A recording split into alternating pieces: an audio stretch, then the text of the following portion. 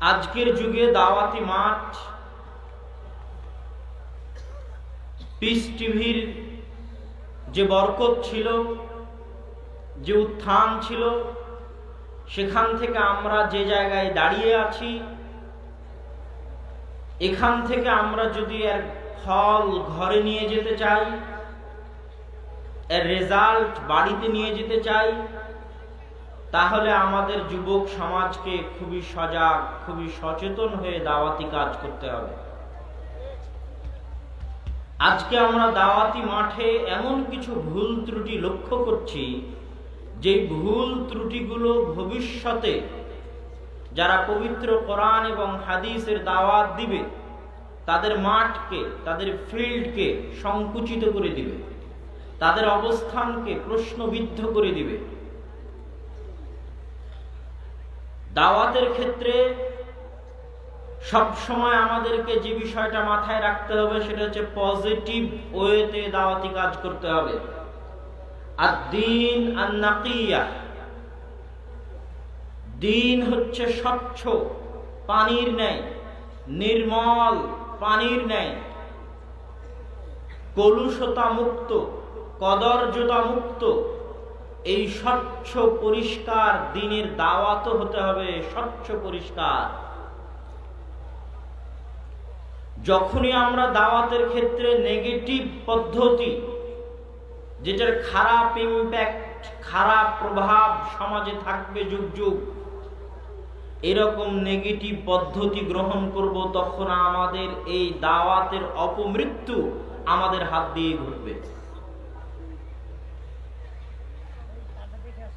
আপনাকে আমি পজিটিভ ওয়েতে দাওয়াত আর নেগেটিভ ওয়েতে দাওয়াতের দুটো উদাহরণ দেই। যারা আমাদের বিরুদ্ধে ভারত, পাকিস্তান, বাংলাদেশের মাটিতে দাওয়াতি কাজ করে, আমাদের বিরুদ্ধে বলতে আমি বুঝাতে চাচ্ছি সালাফি মানহাজ যারা মেনে চলে, আহলুল হাদিস মানহাজ যারা মেনে চলে, তাদের বিপরীতে যারা দাওয়াতি কাজ করছে এদেশে, ভারত, বাংলাদেশ, পাকিস্তানে, তাদের দাওয়াতি কাজের 90% দাওয়াতি কাজ হয় নেগেটিভ ওয়েতে দাওয়াতি কাজ। আর এই নেগেটিভ ওয়েতে দাওয়াতি কাজের কারণে মূলত তারা ব্যর্থ, এবং এই ব্যর্থতার কারণে দিন দিন মানুষের এই দিকে আসার পরিমাণ বৃদ্ধি পাচ্ছে। কেন? যারা ওই লাইন থেকে দাওয়াতি কাজ করতেছে তারা নেগেটিভ ওয়েতে দাওয়াতি কাজ করতেছে, যেটা আলটিমেটলি কোনো গুড রেজাল্ট নিয়ে আসতেছে না, বরং সমাজে একটা ব্যাড ইম্প্যাক্ট, খারাপ প্রভাব ফেলে দিচ্ছে। কিরকম? কোথাও যখন একটা মসজিদে কোরআন এবং সহিহ হাদিসের আলোচনা, সালাত শুরু হচ্ছে, তখন তারা গিয়ে সেই মসজিদটা ভেঙে দিচ্ছে। এটা কি ওয়েতে দাওয়াতি কাজ বলেন তো? নেগেটিভ ওয়েতে দাওয়াতি কাজ। আমি মানলাম যে তাদের কথা ঠিক, তাদের যুক্তি ঠিক, তাদের দাবি ঠিক, তাদের পক্ষে দলিল আছে, কিন্তু যখন তারা নেগেটিভ ওয়েতে দাওয়াতি কাজ করবে তখন মানুষ তাদের থেকে দূরে সরে যাবে, তখন মানুষ তাদের দাওয়াত গ্রহণ করবে না। আর যদি এই দাওয়াতটাই তারা পজিটিভ ভাবে দিত, এবার পজিটিভ ওয়েতে দাওয়াতের একটা উদাহরণ দেয়। বাংলাদেশে যত খ্রিস্টান মিশনারি আছে, তাদের দাওয়াতের যে উসুল, যে পদ্ধতি, যে মূলনীতি, এটা পুরোটাই পজিটিভিটিকে সামনে রেখে সাজানো এবং আঁকানো। তারা সমাজে উন্নত মানের স্কুল দিবে, উন্নত মানের শিক্ষা দিবে। বাংলাদেশে যতগুলো টপ লেভেলের কলেজ আছে, তাদের মধ্যে তাদের কলেজ আছে। প্রত্যেক জেলায় যদি 10টা শিক্ষা প্রতিষ্ঠান শীর্ষস্থানীয় থাকে, একটা শিক্ষা প্রতিষ্ঠান তাদের আছে। তাহলে তারা সমাজে একটা পজিটিভ কাজ করার মাধ্যমে তাদের চেহারার ভালো দিকটা মানুষকে দেখাচ্ছে। তাদের চেহারার এই ভালো দিক দেখিয়ে মানুষকে তারা অ্যাট্রাক্ট করতেছে নিজেদের দিকে, তারপরে তাকে তার দাওয়াতটা পৌঁছিয়ে দিচ্ছে। বাংলাদেশে যদি টপ লেভেলের উন্নত মানের সেবার মেডিকেল থাকে, তাহলে মিশনারি হাসপাতালগুলো আছে। তারা এই হাসপাতাল, মানব সেবার মাধ্যমে মানুষের সামনে তাদের পজিটিভ, ভালো, স্বচ্ছ চেহারাটা দেখানোর চেষ্টা করে, তারপরে ওই লাইন ধরে পরবর্তীতে তাকে নিয়ে যায় তাদের রাস্তায়। এখন আমরা আহলে হাদিসরা, এদেশে আহলুল হাদিসরা, সালাফি মানহাজের অনুসারীরা, এদেশে আদিকাল থেকে আমাদের সালাফা সালেহ যারা আগে চলে গেছে পাক ভারতে, আদিকাল থেকে পজিটিভ ওয়েতেই দাওয়াতি কাজ করে এসেছে। কোনদিন আমাদের সালাফে সালেহিনগণ নেগেটিভ ওয়েতে দাওয়াতি কাজ করেননি। তাদের পজিটিভ ওয়েতে দাওয়াতি কাজের বরকতই আমরা ভোগ করতেছি। কিন্তু দুঃখজনক হলেও সত্য, আজকে কিছু আহলে হাদিস যুবকের আবির্ভাব হয়েছে, কিছু দায়ীর আবির্ভাব হয়েছে, যারা আহলুল হাদিসদের যুগ যুগ ধরে অবলম্বন করে আসা এই সম্মান, এই মর্যাদা, এই গৌরব আমরা একটা সময় বুক ফুলে বলতাম, বা এখনো বলতে পারি। এখনো আলহামদুলিল্লাহ ওই পর্যন্ত পরিবেশ যায়নি। আমরা বুক ফুলে কি বলতাম, যে তোমরা আমাদের যত মসজিদই ভাঙ্গো, তোমরা যদি আমাদের মসজিদে সালাত আদায় করতে আসো আমরা বাধা দিব না। এটা আমাদের দাবি ছিল, গৌরবের দাবি। কিন্তু আমরা এখন একদল এমন দায়ীর আবির্ভাব ঘটেছে, একদল এমন যুবকের আবির্ভাব ঘটেছে, যারা আহলুল হাদিসদের যুগ যুগ ধরে লালন করে আসায় অহংকার, এই গৌরব, পজিটিভ ওয়েতে দাওয়াতি কাজের এই থিওরিটিকে ধূলিসাৎ করে দিয়ে নেগেটিভ ওয়েতে উগ্র পন্থায় আক্রমণাত্মক গালিগালাজ ভাষায় স্টেজের বাইরে আক্রমণাত্মক ভঙ্গিতে গালিগালাজ দিয়ে দাওয়াতি কাজ করে আহলুল হাদিসদের যুগ যুগ থেকে লালন করে আসা সম্মানকে নষ্ট করে দিচ্ছে। সুতরাং এটার থেকে সাবধান থাকতে হবে, এটার থেকে বেঁচে থাকতে হবে। আপনাকে আপনার প্রতিপক্ষ আপনার উপর অপবাদ চাপাবে, আপনার প্রতিপক্ষ আপনার দাওয়াতি কাজে বাধা দিবে, আপনার প্রতিপক্ষ আপনার মসজিদে বাধা দিবে, আপনার জালসা সম্মেলনে বাধা দিবে। তারপরেও আপনাকে ধৈর্য ধারণ করে পজিটিভ পন্থাতে দাওয়াতি কাজ করতে হবে। দাঁতে দাঁত কামড়ে থেকে এর মধ্যে আল্লাহ বরকত দিবেন ইনশাআল্লাহ। আর যখনই আপনি কারো বাধায়, কারো উস্কানিতে পা দিয়ে মাথা গরম করবেন, তখন যুগ যুগ ধরে লালন করে আসা আমাদের সম্মান তো যাবেই। এই দেশে দাওয়াতি কাজ করার পরিবেশ নষ্ট হয়ে যাবে, এদেশে দাওয়াতের অপমৃত্যু ঘটবে। অন্যরা উগ্র হচ্ছে, অন্যরা সন্ত্রাসী পন্থা অবলম্বন করছে, করুক। অন্যরা গালিগালাজ দিচ্ছে, দিক। আমি কি জন্য গালিগালাজ দিব? আমি কি জন্য দাওয়াতি ক্ষেত্রে উগ্রপন্থা অবলম্বন করব? এটা কুশ্চিনকালও কোনো আহলে হাদিস দায়ী, কোনো আহলে হাদিস যুবকের বৈশিষ্ট্য হতে পারে না। শুধু তাই নয়, একজন মানুষের এই বৈশিষ্ট্য হতে পারে না, মানুষের। কেননা দাওয়াতি কাজের কিছু এটিকেট, কিছু ম্যানার, কিছু শিষ্টাচার, কিছু বৈশিষ্ট্য, কিছু আদব আখলাক আছে। আমাদের যুবক সমাজগুলো সে আদব আখলাক গুলো ভুলে যাচ্ছে, শিষ্টাচার গুলো ভুলে যাচ্ছে। আমরা আকীদা শিখেছি, আমরা মানহাজ শিখেছি, আমরা হুকুম আহকাম শিখেছি, কিন্তু আমরা সবচেয়ে দুর্বল আছি আমাদের আচরণে। পারস্পরিক দিনী ভাইদের সাথে কি ভ্রাতৃত্ব বজায় রাখতে হবে, কি ভাষায় কথা বলতে হবে, কি ধরনের ব্যবহার করতে হবে। ইসলাম আগা গোড়া একটা সামাজিক ধর্ম। একটা জিনিস মনে রাখবেন, ইসলাম টপ টু বটম একটা সামাজিক ধর্ম। একটা সমাজে কি ধরনের কৃষ্টি কালচার হতে পারে, একটা সমাজে কি ধরনের অভ্যাস হতে পারে, একটা সমাজের মানুষের কি ধরনের চাল চরিত্র হতে পারে, তার প্রত্যেকটা বিষয়ে সূক্ষ্ম থেকে সূক্ষ্ম ইসলামের দিক নির্দেশনা আছে। ইসলাম আপনাকে সালামের আদেশ দিয়েছে, এটা একটা সামাজিক কাজ। কাউকে সালাম দেওয়া কি কাজ বলেন তো? সামাজিক কাজ। তার সাথে আপনার সামাজিক ভ্রাতৃত্ববোধ বাড়বে। এক মুসলমানের উপর আর এক মুসলমানের হক দিয়েছে, 6টা হক। অসুস্থ হলে দেখতে যেতে হবে, হক।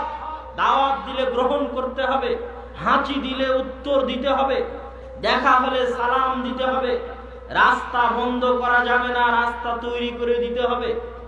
প্রত্যেকটা হুকুম আহকামের ক্ষেত্রে ইসলাম সামাজিকতাকে সবচেয়ে টপ লেভেলের প্রায়োরিটি দিয়েছে। যখন প্রতিবেশীর অধিকারের কথা ইসলাম বলেছে, তখন গণেনি যে প্রতিবেশী হিন্দু না মুসলিম, প্রতিবেশী হানাফি না আহলে হাদিস, দেওবন্দি না বেরেলভি, এটা বহু পরের কথা। প্রতিবেশী হিন্দু না মুসলিম এটাও গণনা করেনি ইসলাম। যে সামাজিক দিন, এই দিনের ব্যবহার, এই দিনের আচার, এই দিনের চরিত্র, এই দিনের নৈতিকতা মানুষকে যুগে যুগে প্রভাবিত করেছে, প্রভাবিত করতে বাধ্য। রাসূল সাল্লাল্লাহু আলাইহি ওয়াসাল্লামের যুগে কোরআন ছিল, হাদিস ছিল। আজকেও কোরআন আছে, হাদিস আছে, কিন্তু ওই যুগে মানুষ যেভাবে দাওয়াত গ্রহণ করেছে দলে দলে, আজকে মানুষ দলে দলে দাওয়াত গ্রহণ করে না। কি জন্য দলে দলে দাওয়াত গ্রহণ করে না? আজকে এমন কোন মুসলমান পাওয়া যায় না যেই মুসলমানের চরিত্র, যেই মুসলমানের ব্যবহার, যেই মুসলমানের নীতি নৈতিকতা দেখে মানুষ প্রভাবিত হবে। এইরকম পার্সোনালিটি সম্পন্ন, এরকম ব্যক্তিত্ব সম্পন্ন, এরকম ভারাত্মওয়ালা, এরকম আত্মমর্যাদাবান, এরকম আত্মসম্মান বোধ সম্পন্ন মুসলমানদের অভাব প্রচুর, প্রচুর পরিমাণে অভাব। অথচ সাহাবায়ে কেরাম যখন দাওয়াতি কাজ করেছে, তাবেঈন ইদাম যখন দাওয়াতি কাজ করেছে, তখন মানুষ 90% ক্ষেত্রে তাদের আচার, ব্যবহার, ব্যক্তিত্ব, ভারাত্ম, আত্মমর্যাদাবোধ, আত্মসম্মানবোধ থেকে আকৃষ্ট হয়ে দ্বীনের পথে এসেছে। রাসূল সাল্লাল্লাহু আলাইহি ওয়াসাল্লাম যখন হেরা গুহা থেকে খাদিজা রাদিয়াল্লাহু তাআলা আনহার নিকটে গেলেন, তখন তিনি বলছেন, জাম্মিলুনি জাম্মিলুনি জাম্মিলুনি, খাদিজা তুমি আমাকে চাদর দাও, চাদর দিয়ে আমার গা জড়িয়ে দাও। রাসূল সাল্লাল্লাহু আলাইহি ওয়াসাল্লাম বললেন, লাকাদ খাশিতু আলা নাফসি, আমি আমার জীবনের ভয় করছি, আমার জীবন মৃত্যুর হুমকির আশঙ্কা করছি। তখন খাদিজা রাদিয়াল্লাহু তাআলা আনহা বললেন, কাল্লা লা ইউখজিকাল্লাহু আবাদা, কখনো নহে, অসম্ভব, আল্লাহ সুবহানাহু ওয়া তাআলা আপনার ক্ষতি করতে পারেন না, ক্ষতি করবেন না। এই কথা বলে খাদিজা রাদিয়াল্লাহু তাআলা আনহা কারণ পেশ করতে লাগলেন। কি কি কারণে আল্লাহ আপনার ক্ষতি করবেন না? এই কারণ বলতে গিয়ে খাদিজা রাদিয়াল্লাহু তাআলা আনহা বলতে পারতেন যে আপনি হীরা গুহায় বসে আল্লাহর ইবাদত করেন, আল্লাহ আপনার ক্ষতি করবেন না, এই কথা তিনি বলেননি। খাদিজা রাদিয়াল্লাহু তাআলা আনহা বলতে পারতেন, এই জাহিলিয়াতের অন্ধকারের যুগে যেখানে 80-90% মানুষ মদ্যপায়ী, আপনি কোনোদিন জাহিলি যুগে মদ পান করেননি, আল্লাহ আপনাকে ধ্বংস করতে পারেন না। এই জেনা ব্যভিচারের যুগে, জাহিলিয়াতের অন্ধকারের যুগে আপনি কোনোদিন জেনা ব্যভিচারে লিপ্ত হননি, আল্লাহ আপনাকে ধ্বংস করতে পারেন না। এই যুদ্ধ বিগ্রহের যুগে আপনি হিলফুল ফুজুল গঠন করে মানুষের মাঝে শান্তি নিরাপত্তার ব্যবস্থা করেছেন, আল্লাহ আপনাকে ধ্বংস করতে পারেন না। এগুলো একটা কথাও খাদিজা রাদিয়াল্লাহু তাআলা আনহা না বলে কি বলতে লাগলেন? খাদিজা রাদিয়াল্লাহু তাআলা আনহা বলতে লাগলেন যে আপনি এই এই এই এই করেন। কি করেন? তাকরিজ যায়েফ, মেহমান আসলে মেহমানদারি করান, মেহমানের মূল্যায়ন, মেহমানের সম্মান। আজকের যুগের কঠিনতম পরীক্ষাগুলোর একটা পরীক্ষা, আর এই পরীক্ষাকে আরো কঠিন বানিয়ে দিয়েছে আমাদের বাড়ির বউয়েরা। বর্তমান যুগের বউয়েরা মেহমানদারির পরীক্ষাকে সবচেয়ে কঠিন বানিয়ে দিয়েছে। বহু হাদিস পাবেন, এমনও হাদিস পাবেন যে হাদিস দেখে চোখে পানি আসতে বাধ্য। শুধু মেহমানদারির মূল্যায়নে আল্লাহ সুবহানাহু ওয়া তাআলা হেসে উঠেছেন। লম্বা হাদিস, বহুদিন আপনাদের শ্রদ্ধেয় উস্তাদ শাইখ আব্দুর রাজ্জাক বিন ইউসুফের মুখে আপনারা ওই হাদিস শুনেছেন, শুনলে চোখে পানি আসতে বাধ্য। কিভাবে স্বামী স্ত্রী একজন মেহমানকে মূল্যায়ন করার চেষ্টা করেছে। আল্লাহ রাসূলের বৈশিষ্ট্য বলতে গিয়ে খাদিজা রাদিয়াল্লাহু তাআলা আনহা বলছেন, তাকরিজ যায়েফ, মেহমান আসলে আপনি মেহমানদারি করান। তাহমিলুল কাল, ঋণের বোঝায় বিপর্যস্ত, ঋণের বোঝায় পর্যুদস্ত, এইরকম ঋণের বোঝায় চাপা পড়ে ধ্বংস হয়ে যাচ্ছে সংসার, তাদের ঋণের বোঝা আপনি উঠান। তুকসিবুল মাদুম, আল মাদুম, যার কিছুই নাই, নিঃস্ব ফকির, কিছুই নাই, তাকে আপনি সহযোগিতা করেন। তুইনু আলা নাওয়াইবিল হক, হঠাৎ বিপদে পড়েছে, এরকম হঠাৎ বিপদে পড়া মানুষকে আপনি সহযোগিতা করেন। একে একে যা যা বলতে লাগলেন খাদিজা রাদিয়াল্লাহু তাআলা আনহা, প্রত্যেকটা হচ্ছে সামাজিক আদব আখলাক, শিষ্টাচার, নীতি নৈতিকতা, চারিত্রিক উন্নতি সম্পৃক্ত। এগুলো হচ্ছে প্রত্যেকটা মানুষের হক সম্পৃক্ত, প্রত্যেকটা হচ্ছে মানব সেবা সম্পৃক্ত, প্রত্যেকটা হচ্ছে মানুষকে মূল্যায়ন করা সম্পৃক্ত। এগুলোর অজুহাত দিয়ে খাদিজা রাদিয়াল্লাহু তাআলা আনহা বলছেন, যে মানুষ মেহমান আসলে মেহমানকে মেহমানদারি করায়, যে মানুষ ঋণের বোঝায় চাপা পড়ে বিপর্যস্ত ব্যক্তিকে সহযোগিতা করে, যে মানুষ নিঃস্ব যার কিছুই নাই তাকে সহযোগিতা করে, যে মানুষ তুইনু আলা নাওয়াইবিল হক, বিপদগ্রস্ত মানুষকে সহযোগিতা করে, তাকে আল্লাহ ক্ষতি করতে পারেন না। আল্লাহু আকবার। তাহলে আমরা যারা মাঠে দাওয়াতি কাজ করছি, যুবক যারা দাওয়াতি কাজ করছে, আমাদের মতো দায়ী যারা দাওয়াতি কাজ করছে, তারা আসলে মানুষের জন্য কি করছি? আমরা রাসূল সাল্লাল্লাহু আলাইহি ওয়াসাল্লামের মতো সমাজে কতটুকু পজিটিভ ইমপ্যাক্ট, পজিটিভ প্রভাব সমাজে রাখতে পেরেছে? আজকের যুগের আলেম ওলামা হচ্ছে সমাজ বিচ্ছিন্ন। সমাজ বিচ্ছিন্ন থেকে কোনোদিন সমাজ পরিবর্তন করা সম্ভব নয়। রাসূল সাল্লাল্লাহু আলাইহি ওয়াসাল্লাম ওতপ্রোতভাবে সমাজের সাথে জড়িত ছিলেন। প্রত্যেকটা হুকুম আহকাম নিয়ম নীতি ছিল সমাজের সাথে জড়িত। কেউ মারা গেছে, তার দাফন কাফন, বিবাহ শাদী ইত্যাদি যা সামাজিক নিয়ম নীতি ছিল, বিচার আচার, বিচার সালিশ, মানুষের হক, যা কিছু, বিপদ আপদ, সহযোগিতা, উনি সমাজের সাথে মিশে চলতেন। সমাজের সাথে মিশে চলার কারণে তার ব্যক্তিত্বে, তার আচরণে মানুষ প্রভাবিত হতো। প্রভাবিত হওয়ার কারণে মানুষ দ্রুত পরিবর্তন হতো। আর আজকে আপনি আমার বক্তব্য ইউটিউবে শুনছেন, শুনে আপনি ইউটিউব থেকে আরো 10 জনের বক্তব্য শুনছেন, কোনো আলেমের সংস্পর্শ পাচ্ছেন না, কোনো জ্ঞানী ব্যক্তির সংস্পর্শ পাচ্ছেন না, কারো উত্তম আচরণ, কারো ভালো ব্যবহার, কারো ব্যক্তিত্বের সংস্পর্শ পাচ্ছেন না। আপনি তখন ধীরে ধীরে আপনার যতই সহিহ আকীদার পথে আসেন না কেন, যতই সালাফে সালেহিনের মানহাজের পথে আসেন না কেন, একদিন বিকৃত হয়ে যাবে। আপনার আচার ব্যবহার ঠিক থাকবে না, আপনার কথাবার্তা ঠিক থাকবে না, লেখনী ঠিক থাকবে না। তখন কি হবে? প্রথম কয়েকদিন যখন দিনের লাইনে ছিল তখন মোটামুটি একটু ভালো ছিল। আমি কিন্তু সব দিনের লাইনে আসা ভাইদেরকে বলছি, প্রথম যখন দিনের লাইনে এসেছে তখন একটু ভালো ছিল। 10 দিন, 15 দিন, 20 দিন যখন সব শাইখের বক্তব্য শোনা হয়ে গেছে, কিছু দিনী ভাইদের সাথে উঠা বসা হয়ে গেছে, এখন গল্প মানে গীবত, গল্প মানে গীবত, গল্প মানে গীবত, গল্প মানে গীবত। ওই দিনী ভাইয়ের কোনো কাজই নাই। আপনি কি আমার উপর রাগ করছেন? আমি কি কথা ভুল বলছি? এটা বাস্তবতা। আজকে যারা সেকুলার যুবক আছে, তারা যেমন, আমি তাদের ক্ষেত্রে বলেছি যে এরা Facebook, YouTube, Twitter, free fire, PUBG game এগুলোর নেশায় মত্ত হয়ে নিজের প্রোডাক্টিভিটিকে নষ্ট করে দিয়ে অচল, অকেজো, অপদার্থ ডাস্টবিনে ফেলার যোগ্যে পরিণত হয়েছে। এটা যেমন আমি সেকুলার লেভেলের যুবকদের ক্ষেত্রে বলেছি, দিনের যুবকদের ক্ষেত্রেও আজকে বলে যাচ্ছে যে আমাদের একদল দিনের যুবক, এরা এক জায়গায় একত্রিত হলেই কোন শাইখ কি করলো, ফেসবুকে কে কার বিরুদ্ধে কমেন্ট করবে, কে কার কমেন্টে লাইক দিবে, কে কার বিরুদ্ধে পোস্ট করবে, কে কার পিছনে লেগে থাকবে, আর কে কার বিরুদ্ধে কাদা ছড়াছড়ি করবে, এইরকম প্রোডাক্টিভিটি বিহীন, যার কোনো রেজাল্ট নেই, কোনো ভালো রেজাল্ট নেই, শুধু সময় নষ্ট, এরকম প্রোডাক্টিভিটি বিহীন কাজে ব্যস্ত রেখে নিজের মেধা, নিজের শরীর, নিজের সময় দিনের নামে অকেজো, অচল, অথর্ব হয়ে পড়ে আছে, কোনো কাজ নেই। অথচ তারা দিনের নামে করতেছে। খুবই ভয়ঙ্কর অবস্থা। আপনি এই জায়গায় কিভাবে প্রোডাক্টিভ হয়েতে এটা কাজে লাগাতে পারতেন? আমি আমার বক্তব্যে বলেছি, এরকম একটা সম্মেলন আয়োজন করা সহজ।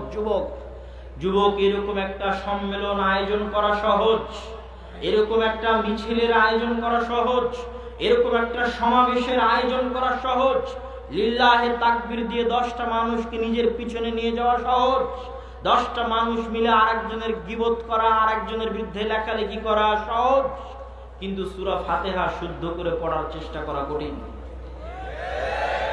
পবিত্র কোরআন শিখার চেষ্টা করা কঠিন। মসজিদে মক্তব চালু রাখা কঠিন। মসজিদে লাইব্রেরি প্রতিষ্ঠা করা কঠিন। মসজিদে প্রত্যেক সপ্তাহে সাপ্তাহিক দার্স চালু রাখা কঠিন। মসজিদে প্রত্যেক মাসে মাসিক দার্স চালু রাখা কঠিন। কোরআন শিখার চেষ্টা করা, তার উপর নিজেকে ধরে রাখা, আরবি শিখার চেষ্টা করা, তার উপর নিজেকে ধরে রাখা কঠিন। কিন্তু এই কঠিন কাজগুলো বাংলাদেশের মানুষ করতে চায় না। বাংলাদেশের মানুষের কাছে আবেগটাই আগে, এবং সে আবেগকে প্রাধান্য দিয়ে তারা চলে। তাহলে প্রোডাক্টিভ ওয়েতে কাজ করা মানে কি? 2 জন মিলে যখন একত্রিত হবে তখন গল্প করবে, আজ সোমবার, আজ কি আপনি সিয়াম আছেন? তখন বলবে ভাই ভুলে গেছিলাম, আপনি তো সিয়াম আছেন। হ্যাঁ আমি তো সিয়াম আছি, তাহলে আগামী সপ্তাহ থেকে আমিও সিয়াম থাকবো। দুইজন মিলে একত্রিত হলে জিজ্ঞেস করবে আজকে কোন আয়াতটা পড়েছেন, কোন সূরাটা পড়েছেন। আমি তো আজকে সূরা রহমান পড়ছিলাম, এই আয়াতের অর্থটা বুঝতে পারিনি, অমুক তাফসিরে দেখেছি, তাও ক্লিয়ার হয়নি, আপনি কি এই বিষয়ে কিছু বলতে পারবেন? তখন আরেকজন বলবে হ্যাঁ এটা তো আমি অমুক শাইখের বক্তব্য শুনেছিলাম, উনি এটার এই ব্যাখ্যা দিয়েছে। কথা কি আমার বুঝতে পারছেন? এটা হচ্ছে প্রোডাক্টিভ কিছুর, আলটিমেটলি কিছু গুড রেজাল্ট, ভালো ফল। দিন শেষে কিছু ভালো ফল আপনি নিজের জন্য, নিজের জাতির জন্য, নিজের কওমের জন্য রেখে যাওয়ার চেষ্টা করছেন। মসজিদের সাথে লেগে থাকেন, মসজিদ আবাদ করার চেষ্টা করেন, মসজিদে মক্তব চালু রাখার চেষ্টা করেন, সাপ্তাহিক দাস চালু রাখার চেষ্টা করেন। এগুলো হচ্ছে ফলদায়ক কাজ, পরিশ্রম চাই। আর এই কাজগুলো একমাত্র যুবক সমাজই করতে পারবে। যুবক সমাজ বছরে একবার একটা প্রোগ্রাম আয়োজন করে যদি মনে করে তার দায়িত্ব শেষ, তাহলে হবে না। আমাদেরকে পজিটিভ ওয়েতে গঠনমূলক ভাবে দাওয়াতি কাজ করতে হবে, তার দিক নির্দেশনা আমি আপনাদেরকে দেওয়ার চেষ্টা করছি। সম্মানিত উপস্থিতি, দাওয়াতি কাজের ক্ষেত্রে আমাদের মোটিভ, আমাদের লক্ষ্য এবং উদ্দেশ্য হতে হবে নবীওয়ালা লক্ষ্য উদ্দেশ্য।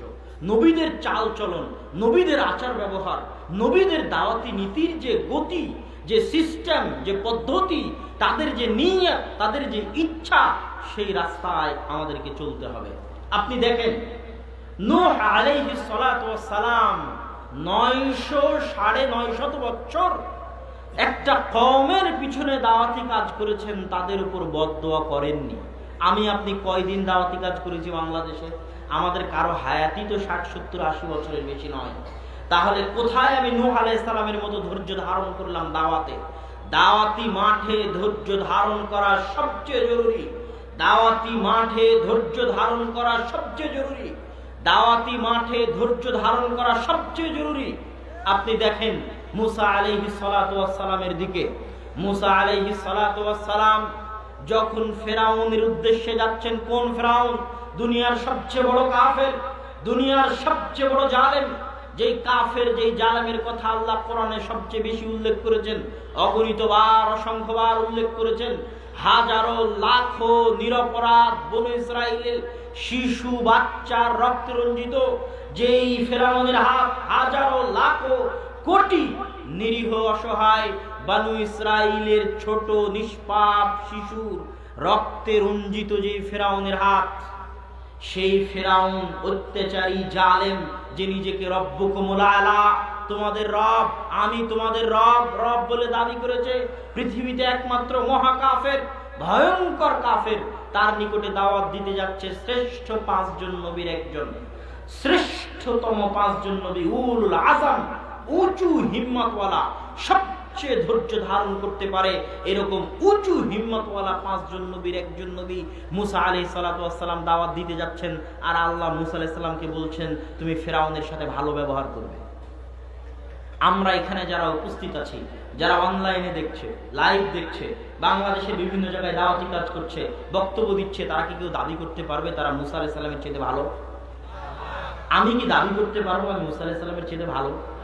আর আমরা যাদের মাঝে দাওয়াতি কাজ করতেছি, তারা কি ফেরাউনের চাইতে খারাপ? ফেরাউনের চাইতে খারাপ না।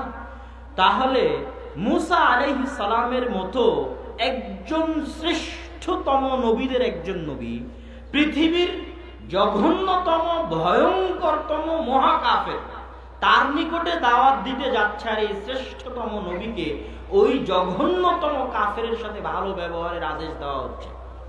আর আমি একজন গুনাহগার, খাকসার, অজ্ঞ, মূর্খ, জাহেল, আমার আরেক দিনী ভাই, মুসলিম ভাই, যে হয়তো বেদাতে লিপ্ত, যে হয়তো কোনো একটা ভুলের মধ্যে লিপ্ত, আমি তাকে দাওয়াতি কাজ করতে যাচ্ছি, তাহলে আমার ব্যবহার কত ভালো হওয়া উচিত?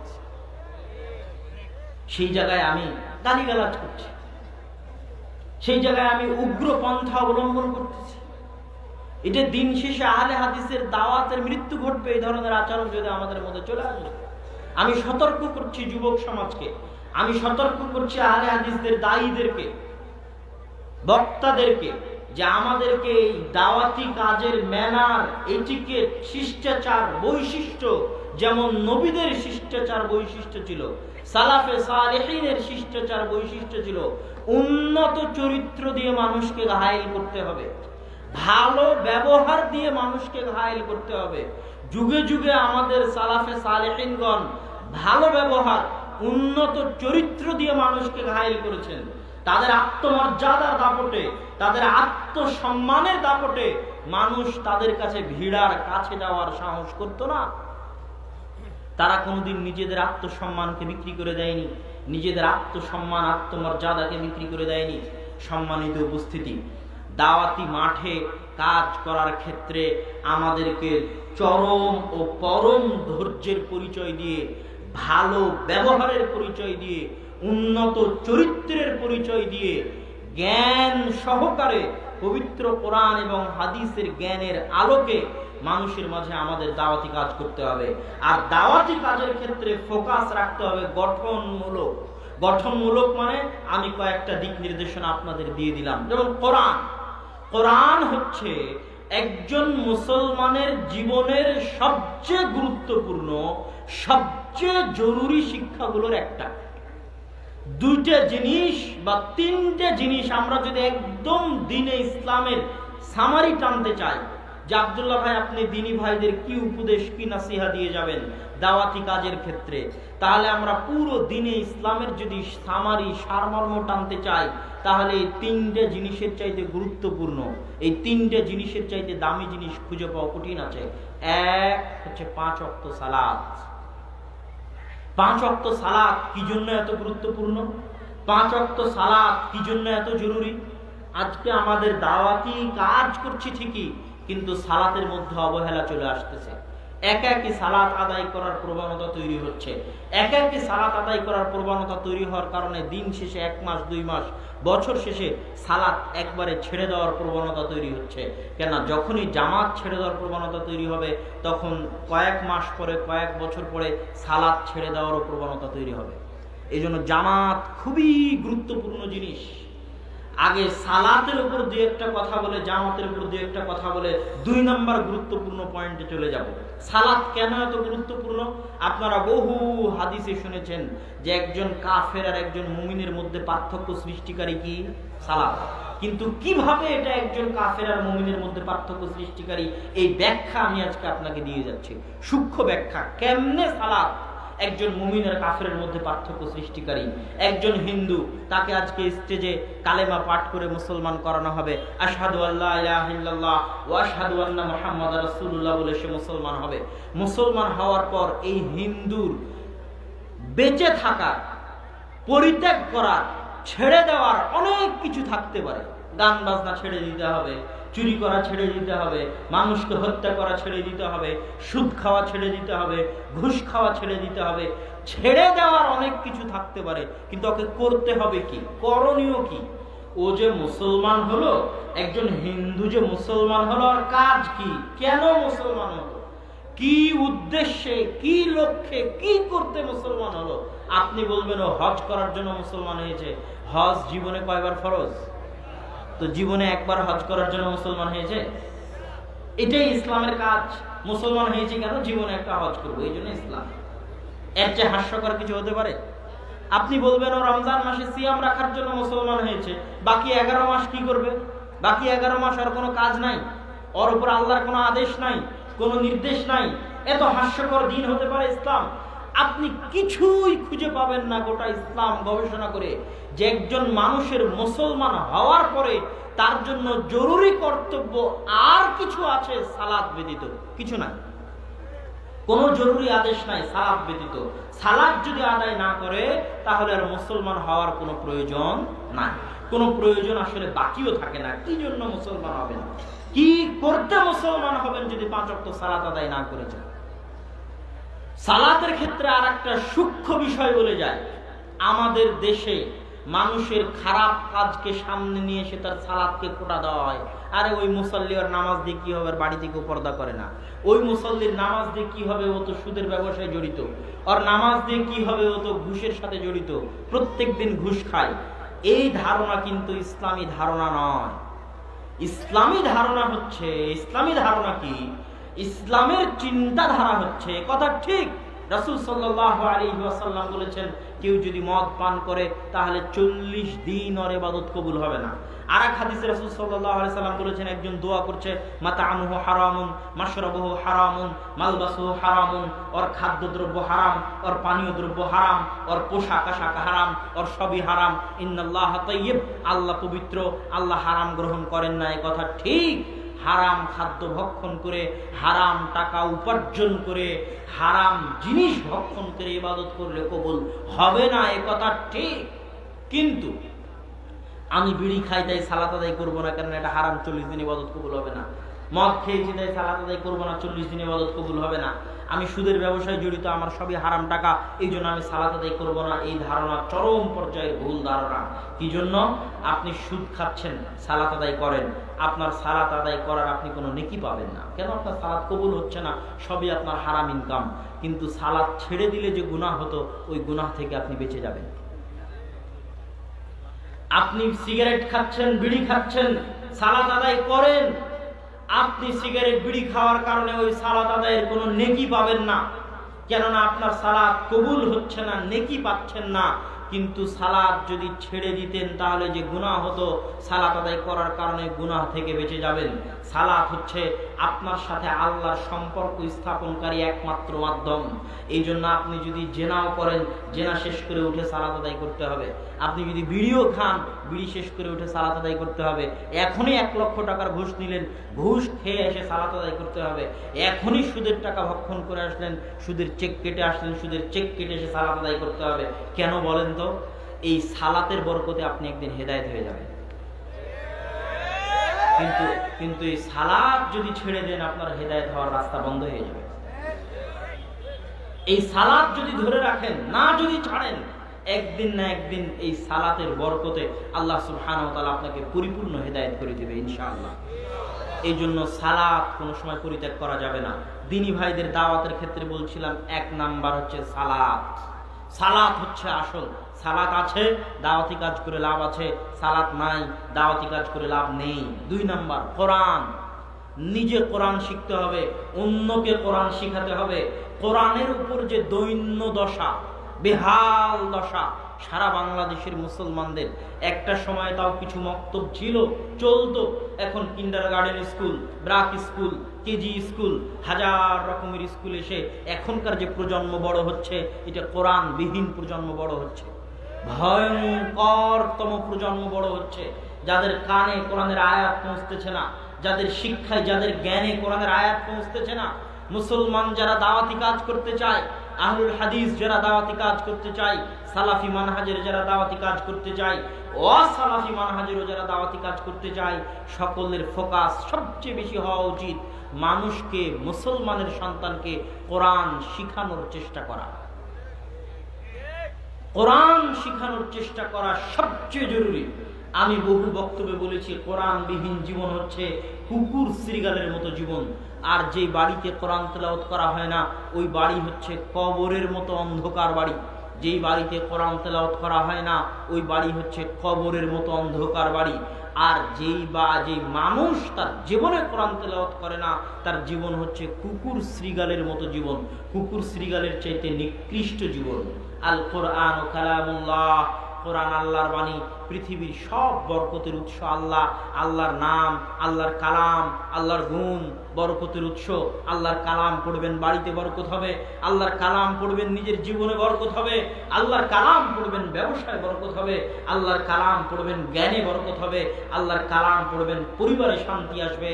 আল্লাহর কালাম থেকে মুক্ত থেকে, বিচ্ছিন্ন থেকে, সালাত থেকে মুক্ত থেকে, সালাত থেকে বিচ্ছিন্ন থেকে আপনার জীবনে শান্তি আসতে পারে না, দুনিয়াতেও আসতে পারে না, পরকালেও আসতে পারে না।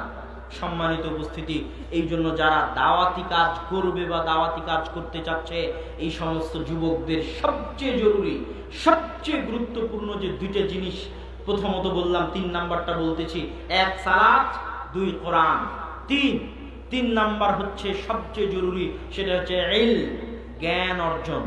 জ্ঞান অর্জনের গুরুত্ব, প্রয়োজনীয়তা আমার পক্ষে বলে বুঝানো সম্ভব নয়। আমি বহু বক্তব্যে বলেছি যে ইসলামের অপর নাম হচ্ছে জ্ঞান। কেন ইসলামের অপর নাম জ্ঞান? এই জন্য ইসলামের অপর নাম জ্ঞান যে যেই জাহিলিয়াতের যুগে ইসলামের আবির্ভাব ঘটেছিল, ওই জাহিলিয়াত শব্দের আবির্ভাব হয়েছে জাহাল থেকে। জাহাল শব্দের অর্থ হচ্ছে মূর্খতা, জাহাল শব্দের অর্থ হচ্ছে অজ্ঞতা। জাহিলিয়াত মানে অজ্ঞতার যুগ, জাহিলিয়াত মানে মূর্খতার যুগ, জাহিলিয়াত মানে জ্ঞানহীনতার যুগ। ওই অজ্ঞতা, ওই মূর্খতার বিরুদ্ধে ইসলাম এসেছে। তাহলে ইসলাম কি হতে পারে? অবশ্যই জ্ঞান। যে মূর্খতা দূর করতে পারে, অজ্ঞতা দূর করতে পারে, সেটা জ্ঞান ব্যতীত আর কিছুই হতে পারে না। এই জন্য শায়েখ আব্দুর রাজ্জাক বিন ইউসুফ বহু বক্তব্যে বলেছে, এই জিনিসটা আমার বুঝতে সময় লেগেছে, আমার নিজের বুঝতে সময় লেগেছে যে এটা কেমনে হয়। এই কথা বহু বক্তব্যে বলেছে যে স্কুল মাস্টারের সামনে তার ছাত্রী নাচে, ওই স্কুল মাস্টার যদি অক্সফোর্ড থেকে পিএইচডি ডিগ্রি অর্জন করে আসে, আর ওই স্কুল মাস্টারকে যদি আমি জাহেল প্রমাণ করতে না পারি, জাতির সামনে বক্তব্য দিব না? এটা আশ্চর্য মনে হতো, কেমনে সম্ভব যে একজন স্কুল মাস্টার যিনি পিএইচডি ডিগ্রিধারী অক্সফোর্ড থেকে, সে তাকে জাহেল প্রমাণ না করতে পারলে এদেশের একজন আলেম বক্তব্য দিবে না। অবশ্যই এই কথার ওজন এবং রহস্য আছে। যখন গবেষণা করে দেখা গেল, বুঝা গেল এর রহস্য কোথায়, রহস্য তখন বুঝতে পারলাম, ওহো, ইসলাম পুরোটাই তো জ্ঞান। ইসলামের প্রত্যেকটা বিধিবিধান, প্রত্যেকটা হুকুম আহকাম সর্বোচ্চ পর্যায়ের জ্ঞান সম্বলিত, সর্বোচ্চ পর্যায়ের প্রজ্ঞা সম্বলিত। মানুষ তার জ্ঞান অর্জন করতে করতে করতে করতে, প্রজ্ঞা অর্জন করতে করতে যত উঁচু পর্যায়ে যাক না কেন, পৃথিবী পরিচালনার জন্য, পৃথিবীতে শান্তি নিরাপত্তা বজায় রাখার জন্য, পৃথিবীর মানুষের পরস্পরের নিরাপত্তা, আমন আমান সালামা বজায় রাখার জন্য ইসলামের চাইতে উন্নত মানের আইন তৈরি করতে পারবে না, ইসলামের চাইতে উন্নত মানের নীতি বিধিবিধান তৈরি করতে পারবে না। কেননা ইসলাম পুরোটাই সর্বোচ্চ পর্যায়ের জ্ঞান মণ্ডিত, সর্বোচ্চ পর্যায়ের প্রজ্ঞা মণ্ডিত একটা দিন। এই জন্য ইসলামের অপর নামই হচ্ছে জ্ঞান। তাহলে ইসলামের বিপরীত যা যা কাজ আসবে, প্রত্যেকটা কাজ অজ্ঞতা দেখেই যে করছে, সে অজ্ঞ দেখেই, তার কাছে পরিপূর্ণ জ্ঞান নাই দেখেই সে ওই অজ্ঞতাপূর্ণ মূর্খতাপূর্ণ জাহিলিয়াতের কাজে লিপ্ত আছে, নিজের অজ্ঞতা এবং মূর্খতার কারণে। এবং এটাই হচ্ছে প্রকৃত অজ্ঞতা, এটাই হচ্ছে প্রকৃত মূর্খতা। আল্লাহ সুবহানাহু ওয়া তাআলা পবিত্র কোরআনে বলেছেন, ইন্নামা ইয়াখশাল্লাহু মিন ইবাদিহিল উলামা। আল্লাহ সুবহানাহু ওয়া তাআলাকে ভয় পায় কারা? আল উলামা, জ্ঞানীরা ভয় পায়। জ্ঞানীরা আল্লাহকে ভয় পায়। এই বাক্যের ব্যাখ্যা কি হতে পারে? যে এই আয়াতের ব্যাখ্যা কি হতে পারে যে ইন্নামা ইয়াখশাল্লাহু মিন ইবাদিহিল উলামা, আল্লাহকে সবচেয়ে বেশি ভয় পায় জ্ঞানীরা। আপনি দেখছেন কামেল ডিগ্রিধারী একজন হুজুর, উনি সুদের ব্যবসার সাথে জড়িত। আপনি দেখছেন পিএইচডি ডক্টরেট ডিগ্রিধারী, ঢাকা বিশ্ববিদ্যালয় থেকে ইসলামিক স্টাডিজ, অমুক কওমি মাদ্রাসা থেকে দাওরা, অমুক ইসলামী বিশ্ববিদ্যালয় থেকে পিএইচডি, সে গুনাহের সাথে জড়িত, অবৈধ সম্পর্কে জড়িত, বেপর্দা, তার পরিবারে পর্দা নাই, এগুলো সব হারাম কাজের সাথে জড়িত। অথচ দুনিয়া বলছে সে জ্ঞানী, অথচ দুনিয়া তার সার্টিফিকেট দিচ্ছে যে সে জ্ঞানী। তাহলে আল্লাহ সুবহানাহু ওয়া তাআলার এই আয়াতের ব্যাখ্যা কি যে ইন্নামা ইয়াখশাল্লাহু মিন ইবাদিহিল উলামা, আল্লাহকে সবচেয়ে বেশি ভয় করে জ্ঞানীরা। এই আয়াতের ব্যাখ্যা হচ্ছে যে যারা আল্লাহকে ভয় করে আসল জ্ঞান তাদের কাছে আছে, দুনিয়ার ডিগ্রি না থাকলেও। ওই যে গ্রামের অজপাড়া গায়ে একজন মূর্খ অজ্ঞ মানুষ, দুনিয়ার সার্টিফিকেটে মূর্খ, দুনিয়ার কাগজে কলমে মূর্খ, দুনিয়ার মানুষের কাছে মূর্খ, ফজরের সালাতে গভীর শীতের মধ্যে উঠে ওযু করে মসজিদে যাচ্ছে, ও সবচেয়ে জ্ঞানী। ওর মধ্যে পৃথিবীর বাস্তবতা বুঝার, এই পৃথিবীর অবস্থা বুঝার, আল্লাহর অস্তিত্ব বুঝার, আল্লাহর অস্তিত্ব সম্পর্কে জ্ঞান রাখার, পৃথিবী সম্পর্কে জ্ঞান রাখার ভাগ্য তার আছে, এই জ্ঞান তার আছে, এই জন্য সে সবচেয়ে জ্ঞানী। আর একটা কথা প্রচলিত আছে, হাদিস গ্রন্থগুলোতেও আছে, সানাদ কিছুটা দুর্বল, যে আল কাইয়িস মান দানা নাফসা ওয়া আমিলা লিমা বাদাল মাউত, মেধাবী, বুদ্ধিমান, চালাক সেই যে নিজের সমালোচনা করে, বোকা, গর্ধব, অজ্ঞ, মূর্খ সেই যে অন্যের সমালোচনা করে, মেধাবী, বুদ্ধিমান, চালাক সেই লিমা আমিলা বাদাল মাউত, যে মৃত্যুর পরে কি হবে তার জন্য প্রস্তুতি নেয়। আমি যদি মারা যাই, আমার মরার পরে কি হবে এই চিন্তা করে যে প্রস্তুতি নেয় সে মেধাবী, এই চিন্তা করে যে প্রস্তুতি নেয় সে বুদ্ধিমান, এই চিন্তা করে যে প্রস্তুতি নেয় সে প্রজ্ঞাময়। আর সবচেয়ে বোকা, সবচেয়ে গর্ধব, সবচেয়ে অচল, অথর্ব, মেধাহীন, বুদ্ধিহীন, চালাকহীন, গবেট, নিরেট সে যে মৃত্যু পরবর্তী, মৃত্যুর পরে কি হবে এটাকে নিয়ে সে ভাবে না, এবং এটাকে নিয়ে সে কল্পনা করে না, এটাকে নিয়ে সে চিন্তা ভাবনা করে না, এটাকে নিয়ে সে প্রস্তুতি গ্রহণ করে না। সে হচ্ছে সবচেয়ে বোকা, সে হচ্ছে সবচেয়ে মূর্খ। এটা আমরা পবিত্র কোরআন এবং হাদিস যদি গবেষণা করি, বিশ্লেষণ করি, স্পষ্টভাবে বুঝতে পারি।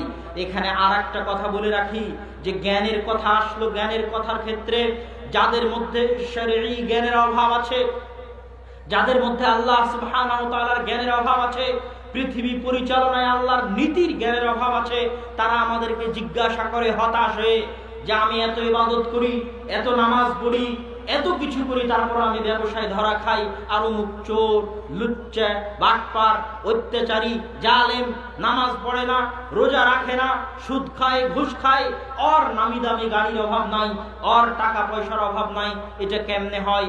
এই প্রশ্ন করাও প্রমাণ করে যে তার মধ্যে জ্ঞানের অভাব আছে। রাসূল সাল্লাল্লাহু আলাইহি ওয়াসাল্লাম বলছেন, ইন্নাল্লাহা ইউতিদ দুনিয়া লিমান ইউহিব ওয়া মান লা ইউহিব। আল্লাহ দুনিয়া দেন, দুনিয়ার সফলতা, দুনিয়ার টাকা পয়সা, দুনিয়ার ধন দৌলত, দুনিয়ার বাড়ি গাড়ি, লিমান ইউহিব ওয়া মান লা ইউহিব। আল্লাহ যাকে ভালোবাসেন তাকেও দুনিয়া দেন, যাকে ভালোবাসেন না, ঘৃণা করেন, যার উপর আল্লাহর করুণা দৃষ্টি নাই, যার উপর আল্লাহর রহমতের দৃষ্টি নাই, তাকেও আল্লাহ সুবহানাহু ওয়া তাআলা দুনিয়াবি ধন দৌলত, টাকা পয়সা দেন। আর আল্লাহ সুবহানাহু ওয়া তাআলা তার ইবাদত করার সুযোগ, তার আনুগত্য করার সুযোগ, তার দাসত্ব করার সুযোগ শুধু তাকেই দেন যাকে আল্লাহ সুবহানাহু ওয়া তাআলা ভালোবাসেন। আল্লাহু আকবার। মান ইউরিদিল্লাহু বিহি খায়রান ফাকহিহু ফিদ্দীন। আল্লাহ সুবহানাহু ওয়া তাআলা যার কল্যাণ চান, যার মঙ্গল কামনা করেন, যার ভালো চান, তাকে দ্বীনের জ্ঞান দান করেন। আপনার উপর আল্লাহর দয়া আছে না নাই? আপনার উপর আল্লাহর রহমত আছে না নাই?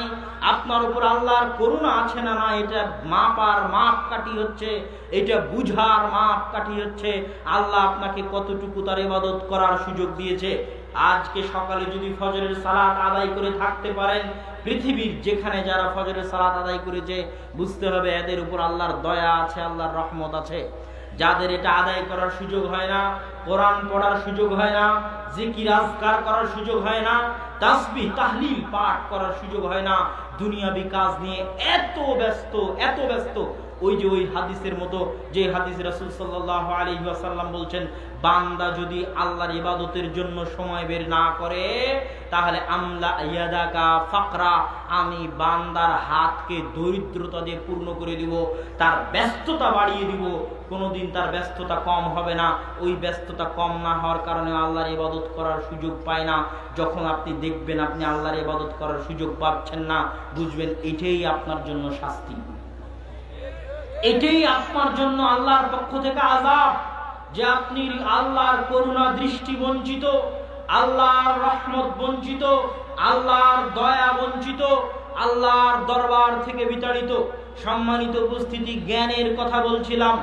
আজকের যুগে দাওয়াতি কাজ করতে গিয়ে সালাত, কোরআন আর জ্ঞান অর্জন, জ্ঞান অর্জন, জ্ঞান অর্জন, জ্ঞান অর্জনের বিকল্প নেই। জ্ঞান অর্জনের কি জন্য বিকল্প নেই? তার প্রথম বাক্য বলেছি, ইসলামের অপর নাম হচ্ছে জ্ঞান। তার দ্বিতীয় বাক্য এবার আপনাদেরকে বলি, রাসূল সাল্লাল্লাহু আলাইহি ওয়াসাল্লাম বলছেন যে ইন্নামাল উলামা ওয়ারাসাতুল আম্বিয়া, নবীগণ হচ্ছেন, আলেমগণ হচ্ছেন নবীদের উত্তরসূরি।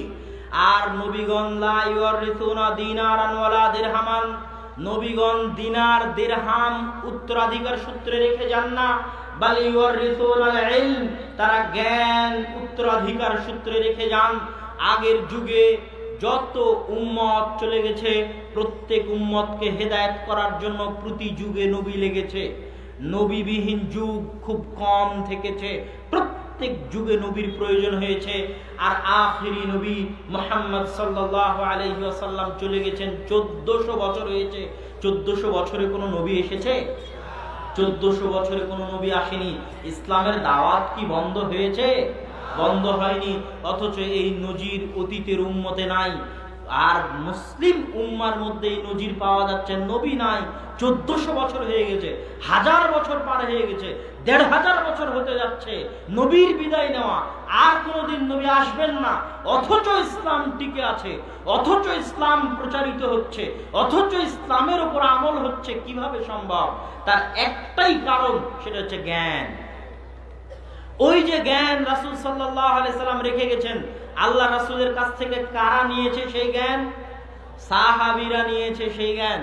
সাহাবীদের ক্ষেত্রে আপনাকে মনে রাখতে হবে, আমি যত জ্ঞানী, আমার চাইতে যারা আগে চলে গেছে তারা তার চেয়ে বেশি জ্ঞানী। আলবানী রাহিমাহুল্লাহ যত জ্ঞানী, আলবানী রাহিমাহুল্লাহর চাইতে ইমাম বুখারী বেশি জ্ঞানী। ইমাম বুখারী, আহমদ বিন হাম্বল, আবু হানিফা, মালিক, শাফিঈ যত জ্ঞানী, আবু হুরায়রা, আনাস, আয়েশা, আব্দুল্লাহ বিন আব্বাস তার চাইতে বেশি জ্ঞানী। আব্দুল্লাহ বিন আব্বাসের লেখা কোনো বই নাই, আবু হুরায়রার লেখা কোনো বই নাই, আর আমার লেখা 1000টা বই আছে। তার মানে কি আমি বেশি জ্ঞানী? জি না। আবু হুরায়রা যত জ্ঞানী, আয়েশা যত জ্ঞানী, আব্দুল্লাহ বিন আব্বাস যত জ্ঞানী, আবু বকর ওমর তার চেয়ে বেশি জ্ঞানী। আবু বকর ওমরের বর্ণিত হাদিসই নাই, দুই একটা আছে। তাহলে আবু হুরায়রা 5000 হাদিসের বর্ণনাকারী, এই জন্য আবু হুরায়রা রাদিয়াল্লাহু তাআলা আনহু আবু বকর রাদিয়াল্লাহু তাআলা আনহুর চাইতে বেশি জ্ঞানী? জি না। রাসূল সাল্লাল্লাহু আলাইহি ওয়াসাল্লামের সাথে থেকে, তার সোহবত, তার সঙ্গে থেকে যারা দ্বীনকে অনুভব করেছে, দ্বীন যাদের রক্তে রক্তে, মাংসে মাংসে মিশে গেছে। একটা কথা বাড়িয়ে বলা হবে, কিন্তু আমি বুঝানোর জন্য বলতেছি, ভুল হয়ে গেলে মাফ করে দিবেন। কেউ আবার কাটছাট করে এটা আবার আমার বিরুদ্ধে লাগাবেন না। আমি বুঝানোর জন্য বলতেছি যে আবু বকর ও ওমর, তাদের মধ্যে তাদের রক্তে রক্তে, মাংসে মাংসে দ্বীন এমন ভাবে মিশে গেছে, এমন ভাবে রাসূল সাল্লাল্লাহু আলাইহি সাল্লামের সোহবত থেকে তারা দ্বীন গ্রহণ করেছে যে যদি কথার কথা তারা কোরআন ভুলে যেতেন, মনে না থাকতো, আল্লাহ রাসূলের হাদিস ভুলে যেতেন, মনে না থাকতো, তাহলে তাদের স্বভাবজাত বৈশিষ্ট্যের কারণে তারা নতুন করে যদি নিয়ম কানুন, হুকুম আহকাম প্রণয়ন করত, তো 100তে 100 কোরআন এবং হাদিসের সাথে মিলে যেত। ওইভাবে ইসলাম তাদের রক্তে রক্তে, মাংসে মাংসে প্রবেশ করে গেছে। তারা ইসলামের রূহ, সার নির্যাস আল্লাহর রাসূলের সাথে থেকে তাদের মধ্যে প্রবেশ করে গেছে। আর এর মধ্যে সবচেয়ে টপ লেভেলের ছিলেন আবু বকর রাদিয়াল্লাহু তাআলা আনহু। না হলে এমনি রাসূল সাল্লাল্লাহু আলাইহি সাল্লাম মৃত্যুর পরে ওমর রাদিয়াল্লাহু তাআলা আনহু খোলা তরবারি নিয়ে দাঁড়িয়ে আছেন, যে বলবে আল্লাহ রাসূল মারা গেছে, ওকে হত্যা করবে। তখন আবু বকর রাদিয়াল্লাহু তাআলা আনহু কোরআনের আয়াত পাঠ করলেন যে আল্লাহ রাসূল মারা গেছে। কেননা দ্বীন, ইসলাম ওনার রক্তে রক্তে, মাংসে মাংসে মিশে গেছে। যখন যাকাত যারা দিতে চাইল না, অস্বীকার করতে চাইল, ওমর রাদিয়াল্লাহু তাআলা আনহু বলেন এরা সব কালেমা পড়ে মুসলমান, আর যে কালেমা পড়ে মুসলমান তার বিরুদ্ধে অস্ত্র ধরতে আল্লাহ রাসূল নিষেধ করেছে। তার রক্ত হারাম, তাকে হত্যা করা যাবে না, তার জান হারাম, তার মাল হারাম, তার বাড়ি হারাম, তার সম্মান হারাম, মর্যাদা হারাম, তার সম্মান লুণ্ঠন করা যাবে না, টাকা মেরে নেওয়া যাবে না, তার রক্ত প্রবাহিত করা যাবে না, আল্লাহ রাসূলের আদেশ। আবু বকর রাদিয়াল্লাহু তাআলা কিভাবে দ্বীন বুঝেছিলেন, কিভাবে দ্বীনের অনুভব শক্তি তার মধ্যে কাজ করেছিল, উনি বললেন, শোনো ওমর, আল্লাহর রাসূলের যুগে যারা যাকাত দিতে আসতো, যারা যাকাত দিচ্ছে না, ওদের বিরুদ্ধে যুদ্ধ তো হবেই। যারা যাকাত দিতে আসবে, কিন্তু রাসূল সাল্লাল্লাহু আলাইহি ওয়াসাল্লামের যুগে একটা ইকাল, দড়ি দিত, তামনাউ, আমার যুগে দিতে অস্বীকার করবে, দিতে চাইবে না, ওই একটা দড়ির জন্য উট, ছাগল, গরু যাকাত হিসেবে দিতে এসেছে, দিয়ে গেছে, দড়ি খুলে নিয়ে চলে যাচ্ছে। অথচ আল্লাহ রাসূলের যুগে দড়ি খুলতো না, ওই দড়ির জন্য আমি যুদ্ধ করব, হয় মরবো না হয় মারবো। খেজুর দিতে এসেছে, খেজুর ঢেলে দিয়ে বস্তা নিয়ে চলে যাচ্ছে। আল্লাহ রাসূলের যুগে বস্তা সহ রেখে গেছে, আমার যুগে যদি খেজুর ঢেলে বস্তা নিয়ে যেতে চায়, ওই বস্তার জন্য ওর সাথে যুদ্ধ করবো, হয় মরবো না হয় মারবো। এই যে দিনের কোন লেভেলের বুঝ, হাই লেভেলের বুঝ, সর্বোচ্চ পর্যায়ের বুঝ, সেই বুঝটা কি? যেহেতু আমি খলিফাতুল মুসলিমিন, আর খলিফাতুল মুসলিমিনের ন্যায় অর্ডার, হক অর্ডার প্রত্যেক খলিফাতুল মুসলিমের অধীনস্থ মুসলমান মানতে বাধ্য। যে তার ন্যায় সম্মত অর্ডার, যে তার যুক্তিসম্মত হক অর্ডার মানবে না, মারুফ অর্ডার মানবে না, ও বাগী, বিদ্রোহী, খারিজি। আর যে বাগী, বিদ্রোহী, খারিজি, ওকে খলিফাতুল মুসলিমিন চাইলে হত্যা করতে পারে, জায়েজ। এটাই হচ্ছে সেই যেটা জামাতবদ্ধ জীবন যাপন। জামাতবদ্ধ থাকতে হবে। জামাত থেকে দূরে চলে গেলে, এক বিঘত দূরে চলে গেলে ইসলাম দূরে চলে যাবে, এই সেই জামাতবদ্ধ। আমিরের আনুগত্য করতে হবে, এই সেই আমির। যারা আনুগত্য করতে হবে, আনুগত্য করছে না, ও বাগী, ওকে হত্যা করতে হবে, এই ক্ষমতা আবু বকর রাদিয়াল্লাহু তাআলা আনহুর আছে। জামাতের কথা বলতে গিয়ে সালাতের মধ্যে একটা কথা ছুটে গেছে, যে আজকে আমাদের যুবক সমাজের কথা কেন সালাতের কথা বললাম, ওই সময় একটা হাদিস বলতে ছুটে গেছে। রাসূল সাল্লাল্লাহু আলাইহি ওয়াসাল্লাম বলছেন, মা মিন কারিয়াতিন, এমন কোন গ্রাম যেই গ্রামে 3 জন মুসলমান বসবাস করে, শুধু 3 জন, এমন কোন শহর, এমন কোন জঙ্গল, এমন কোন বন্দর, এমন কোন মরুভূমি যেখানে মাত্র 3 জন মুসলমান বসবাস করে, ওই 3 জন মুসলমানের উপর ফরজ যে তারা জামাতে সালাত কায়েম করবে, ইল্লাস্তাহওয়াদা আলাইহিমুশ শাইতান। যদি তারা জামাতে সালাত কায়েম না করে, শয়তান তাদের উপর হামলা করবে। কিভাবে হামলা করবে? যেমন নেকড়ে পালবিহীন ভেড়ার উপর হামলা করে, নেকড়ে যেমন পালবিহীন ভেড়ার উপর হামলা করে, জামাত বিচ্ছিন্ন এই মানুষগুলোর উপর শয়তান হামলা করবে। এই জামাত বিচ্ছিন্ন মানে আল্লাহ রাসূলের হাদিসে আল্লাহ রাসূল স্পষ্ট করে বলে দিলেন, 5 ওয়াক্ত সালাতের জামাতে যে উপস্থিত হয় না, ওই জামাত বিচ্ছিন্ন মুসলমান শয়তানের ষড়যন্ত্রের শিকার হবেই হবে, হতে হবে। জামাতবদ্ধ থাকতে চাওয়া মানে 5 ওয়াক্ত সালাতে মসজিদে হাজিরা দিতে হবে। যে 5 ওয়াক্ত সালাতে মসজিদে হাজিরা দেয় না, উপস্থিত হয় না, ও মুসলমানদের জামাতের অন্তর্ভুক্ত নয়, ও মুসলমানদের জামাতের সদস্য নয়, ও জামাত থেকে বের হয়ে গেছে। খলিফাতুল মুসলিমিন চাইলে ওকে হত্যা করতে পারে জামাতে উপস্থিত করার জন্য, জামাত কায়েম করার জন্য। সম্মানিত উপস্থিতি, আমি জ্ঞানের কথা বলছিলাম। জ্ঞানের কথা বলতে গিয়ে আমি আপনাদেরকে বলছিলাম, আজকে আমি যত জ্ঞানী, আমার আগে যারা চলে গেছে তারা তার চেয়ে বেশি জ্ঞানী। এই জন্য জ্ঞানের ক্ষেত্রে আমাদেরকে সর্বদা সালাফাস সালেহকে অনুসরণ করতে হবে। মানুষ বলে, কেন সালাফি কনফারেন্স, কেন সালাফি নাম, কেন জামিয়া সালাফিয়া? সালাফি কি জিনিস? সালাফ মানে কি? এই যে জ্ঞান, জ্ঞানের ক্ষেত্রে যা আমি বললাম, আমি যা জানি, আমার চেয়ে আগে যারা চলে গেছে তারা বেশি জানে, এটাই সালাফ। আল্লাহ সুবহানাহু ওয়া তাআলা পবিত্র কোরআনে কি বলছেন? ইহদিনাস সিরাতাল মুস্তাকিম সিরাতাল্লাযীনা আন'আমতা আলাইহিম গায়রিল মাগদুবি আলাইহিম ওয়ালাদ-দাল্লিন। হে আল্লাহ, আপনি আমাদেরকে সিরাতে মুস্তাকিম দেখান। সিরাতে মুস্তাকিম কি? আল্লাহ নিজে স্পষ্ট করে দিচ্ছেন সিরাতে মুস্তাকিম কাকে বলে। সিরাতে মুস্তাকিম বলে আল্লাযীনা আন'আমতা আলাইহিম, ওদের রাস্তায় চলা, যাদের উপর আল্লাহ দয়া করেছে, ওদের পথ অবলম্বন করা, যাদের উপর আল্লাহ দয়া করেছে। আল্লাহ কাদের উপর দয়া করেছে? আস-সিদ্দিকিন, আশ-শুহাদা, যারা সিদ্দিক, যারা শুহাদা, আল আম্বিয়া, যারা নবী, নবীগণ, নবীদের পরবর্তী তাদের সাহাবীগণ, সিদ্দিকিনগণ, শুহাদাগণ, উলামাগণ, ফুকাহাগণ, আইম্মাগণ, যারা আগের যুগে চলে গেছে, তাদের উপর আল্লাহর দয়া আছে। তাদের রাস্তায় চলাই হচ্ছে সালাফে সালেহিন, অতীতে চলে যাওয়া সব কর্মশীল বান্দাদের রাস্তায় চলা। আপনি ঠিক রাস্তায় আছেন না ভুল রাস্তায় আছেন কেমনে বুঝবেন? রাসূল সাল্লাল্লাহু আলাইহি সাল্লামের হাদিস, তার পাশাপাশি সাহাবীদের আমল, সাহাবীদের আচার ব্যবহার, সাহাবীদের শিষ্টাচার আপনাকে মাথায় রাখতে হবে। আমি আমার বক্তব্যকে গুটিয়ে নিয়ে আসতেছি, আমার বক্তব্যকে সংক্ষিপ্ত করে নিয়ে আসতেছি। দাওয়াতি মাঠে দাওয়াতি কাজ করতে গিয়ে আজকে আমাদের যে স্বভাব চরিত্র আচার ব্যবহারের যে সমস্যা, সেটার উপর আমি আলোচনা করেছি, সেটা বোঝানোর চেষ্টা করেছি। দাওয়াতি কাজে তিনটা জিনিসের ক্ষেত্রে দিনের দায়ী যারা দাওয়াতি কাজ করছে তাদের গুরুত্ব দিতে হবে। এক কোরআন, এক হচ্ছে ইলম, আর এক হচ্ছে 5 ওয়াক্ত সালাত, মসজিদ আবাদ করা।